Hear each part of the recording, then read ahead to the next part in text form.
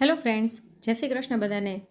બટેટા પૌવા દરેક ઘરમાં બનતા જ હોય છે, પણ ઘણી વખત પ્રોબ્લેમ એ થતો હોય કે બટેટા પૌવા જોઈએ એટલા ટેસ્ટી ના લાગે, ફીકા લાગતા હોય અને ઘણી વખત ઠંડા થયા પછી સાવ કોરા કોરા કે સૂકા લાગતા હોય છે, મોઇશ્ચર નથી એમાં રહેતું. તો આજે હું તમારી સાથે ધ્યાનમાં રાખવા જેવી બધી જ બાબતો અને એક સિક્રેટ વસ્તુ નાખીને બટેટા પૌવાની રેસીપી શેર કરીશ, જેનાથી તમારા પૌવા એકદમ સરસ છૂટા છૂટા થશે, ટેસ્ટી લાગશે અને ઠંડા થયા પછી પણ કોરા નહીં લાગે, બિલકુલ એમાં મોઇશ્ચર રહેશે. આજની આ રેસીપી જો પસંદ આવે તો વિડીયોને એક લાઇક કરી વધુમાં વધુ શેર પણ કરજો અને જો ચેનલ પર પહેલી વખત આવતા હોય તો ચેનલને સબસ્ક્રાઈબ જરૂરથી કરી નાખજો. તો ચલો રેસીપીની શરૂઆત કરી દઈએ. સૌથી પહેલી બાબત છે કે બટેટા પૌવા માટે પૌવા કયા લેવા.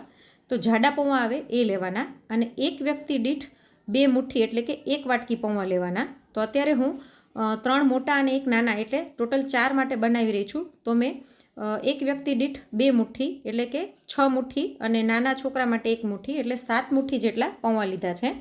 અને પૌવાને મેં અહીં ચારણીમાં લીધા છે. ઘણા લોકો પલાળી રાખતા હોય છે, પણ પલાળી નહીં રાખવાના. ચારણીમાં પૌવા લઈ અને એને ડાયરેક્ટ નળ નીચે ધોઈ લેવાના.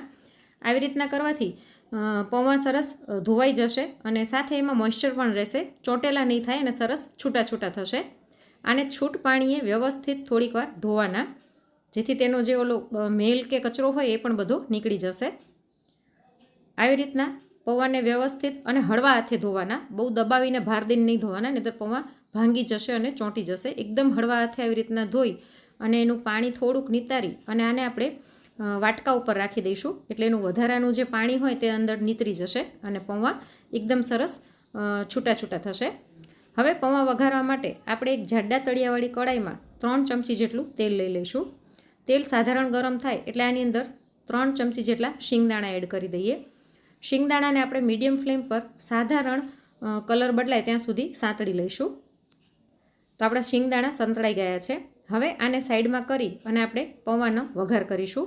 તો એના માટે 1 ચમચી જેટલી જીરું અને 1 ચમચી વરિયાળી નાખીશું. વરિયાળી નાખવાથી પૌવાનો ટેસ્ટ ખૂબ જ સરસ આવે છે. તો તમે વરિયાળી નાખીને જો ક્યારેય ન વઘાર્યા હોય ને તો એક વખત જરૂરથી ટ્રાય કરજો. અને હવે આની અંદર 1 ચપટી જેટલી હિંગ નાખી દઈશું. ઘણા લોકો હિંગ નથી નાખતા હોતા, પણ હિંગનો સ્વાદ પણ ખૂબ જ સરસ આવે છે. સાથે 8 થી 10 લીમડાના પાન, 1 તીખું લીલું મરચું ઝીણું સુધારેલું અને 1 ઇંચ ખમણેલું આદું મેં નાખી દીધું છે. ઘણા લોકો આદું પણ નથી નાખતા હોતા, પણ આદુનો સ્વાદ પૌવામાં ખૂબ જ સરસ આવે છે. આને સહેજ સાંતળી ને હવે આની અંદર આપણે ઝીણી સુધારેલી ડુંગળી નાખી દઈએ. 1 મીડિયમ સાઇઝની મેં ડુંગળી લીધેલી છે. તમે જો ડુંગળી ન ખાતા હોય તો સ્કીપ કરી શકો છો, પણ જો ખાતા હોય અને પૌવામાં તમે ડુંગળી નાખીને ક્યારેય ન બનાવી હોય તો એક વખત ડુંગળી નાખીને પૌવા બનાવજો, ખૂબ જ ટેસ્ટી લાગે છે. ડુંગળીને આપણે સ્લો ફ્લેમ પર થોડીક વાર માટે સંતળાવવા દઈશું. હવે ઘણા લોકો બાફેલા બટેટા ઉમેરતા હોય છે, પણ બાફેલા બટેટા ફિક્કા લાગે છે. એના કરતાં કાચા બટેટા ઉમેરવાના, એનો સ્વાદ સરસ આવે છે. તો 2 મીડિયમ બટેટાને મેં અહીં ઝીણા ઝીણા સુધારીને પાણીમાં રાખ્યા છે અને બટેટાને પાતળા અને નાના સુધારવાના, જેથી જલ્દીથી ચડી જાય. બહુ મોટા અને જાડા ટુકડા નહીં કરવાના. તેની સાથે અહીં મેં 2 ચમચી જેટલા વટાણાને પણ પાણીમાં રાખ્યા છે. વટાણા નાખવા ઓપ્શનલ છે, તમારે ન નાખવા હોય તો સ્કીપ કરી શકો છો. તો થોડીક વાર પછી આપણી ડુંગળી સરસ ટ્રાન્સલ્યુસન્ટ થઈ ગઈ છે, એની કચાશ દૂર થઈ ગઈ છે. તો આવી રીતના ડુંગળી સંતળાઈ જાય પછી આપણે આની અંદર બટેટા ઉમેરવાના.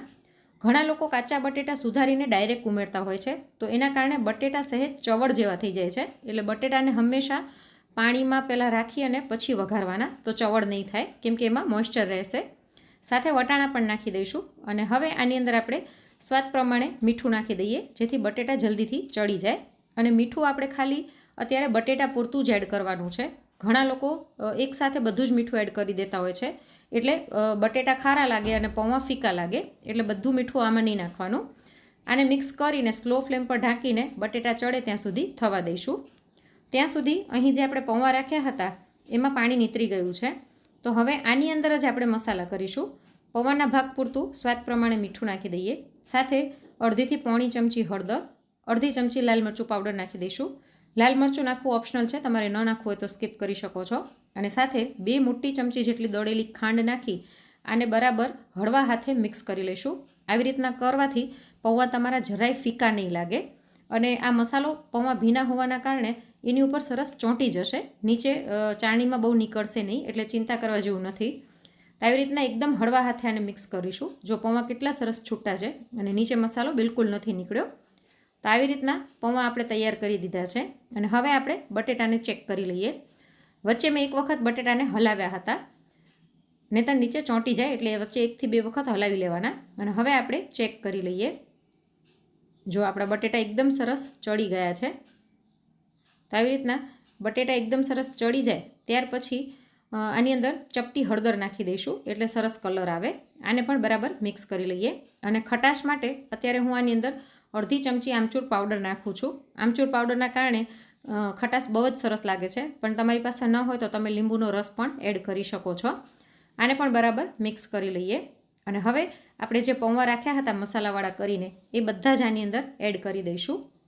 આવી રીતના કરવાથી પૌવા જો એકદમ સરસ છૂટા છૂટા પણ છે અને સાથે જ ફીકા પણ જરાય નહીં લાગે. આને આપણે હળવે હાથે બરાબર મિક્સ કરી લઈશું. ફ્રેન્ડ્સ, તમારામાંથી કોને કોને સવારે નાસ્તામાં બટેટા પૌવા ખૂબ જ ભાવે છે અને તમે કયા શહેરમાંથી મારા વિડીયો જોઈ રહ્યા છો તે મને કોમેન્ટમાં જરૂરથી જણાવજો. તો આવી રીતના હળવા હાથે મિક્સ કર્યા પછી જો પૌવા કેટલા સરસ દેખાઈ રહ્યા છે અને એકદમ સરસ છૂટા છૂટા પણ છે. હવે ઠંડા થયા પછી પણ આ કોરા ન લાગે એના માટે આપણે આની અંદર 2 થી 3 ચમચી જેટલું પાણી આવી રીતના હાથેથી છાંટી દઈશું. ગેસની ફ્લેમ એકદમ સ્લો રાખવાની છે અને હવે આને ઢાંકીને 1 મિનિટ માટે રહેવા દઈશું.